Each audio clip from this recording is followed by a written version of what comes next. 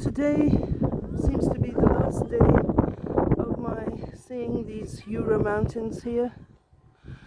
I'm off to somewhere else tomorrow. They told me, I don't know. So this is just the countryside here. These are some gardens where people grow things. How nice to have a quiet life and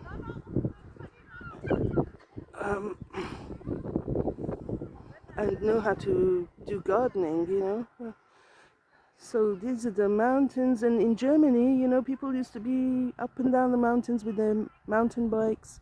So I wonder if that happens here as well. I'm here for a walk today. Thank God I'm, adventurous enough to go. Otherwise, you can just stay and look at your phone for many hours, and that's not good.